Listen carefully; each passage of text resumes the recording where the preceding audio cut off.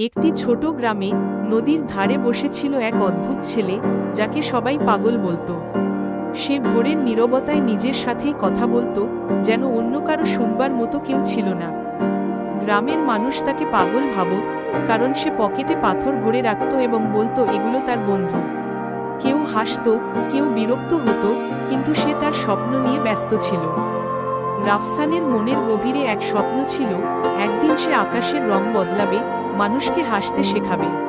এই স্বপ্ন তাকে আলাদা করেছিল, যদিও কেউ বুঝতে পারত না। একদিন গ্রামে বড় বন্যা এলো। সবাই যখন হতবাক, তখন রাফসান প্রথম বাঁধের দুর্বল জায়গাটা দেখালো, যেখানে বিপদ আসতে পারে। বাঁধের দুর্বল জায়গা ঠিক করার জন্য সবাই একত্রিত হলো। রাফসানের চোখেই ছিল সেই ভিন্ন দৃষ্টিভঙ্গি, যা সবাই মিস করেছিল। বাঁধ বাঁচল, গ্রাম বাঁচল।